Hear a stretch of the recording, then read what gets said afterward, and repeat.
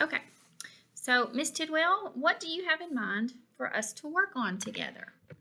Well, when my students are in the general education class, they grapple with the elaborate words that they can't decode. They're also having issues deciphering the meaning of those words. This is a real struggle they've had for the whole 9 weeks. Okay. So, what I'm hearing is that your students' text complexity is increasing and that they need some strategies to not only read but also interpret the meaning of multisyllabic words. Would you say that's accurate? I think it's accurate. They need the most help with this issue. Okay, great. I just wanted to make sure that we're on the same page. So, what will be the goal of the lesson that I'm going to observe?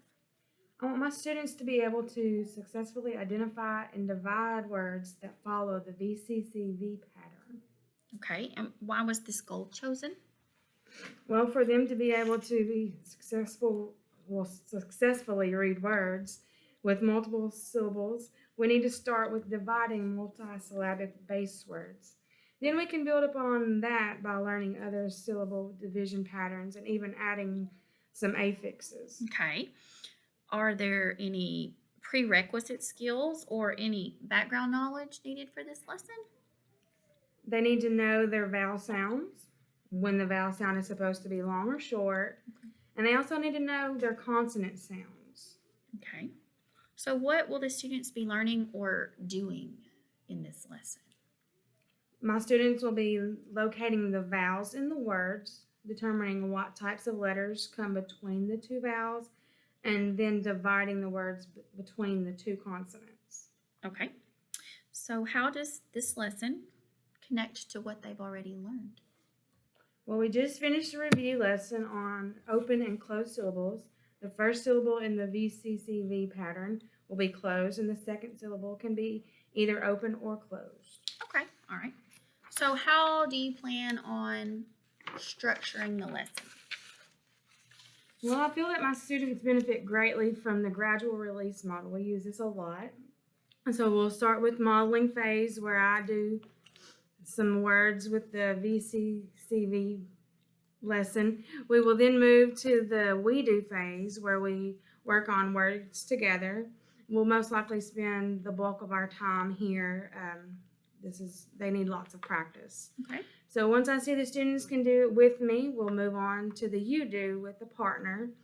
I like to do several tries with the partner, and then they'll work independently to divide words into syllables. Okay. So, how will you know if your students have mastered the objective? When my students can successfully divide words into syllables that follow the VCCV pattern in 3 out of the 4 trials, that will be considered mastery. Okay. So, are there any specific look fors that you would like for me to be paying special attention to during the lesson? Of course, throughout all phases of the lesson, I would like for you to monitor students' answers on their wipe-off boards to see if they are using the information that they have already learned about open and closed syllables. I would also like to know if you think I'm teaching in an explicitly and systematic way with multiple opportunities for my students to practice and giving them proper and accurate feedback.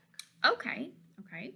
So, I'm hearing that you would like me to make sure your students are able to use what they have already learned about syllable types to help them with dividing VCCV words into syllables and also to listen for the components of a structured literacy lesson. Is that what you're thinking?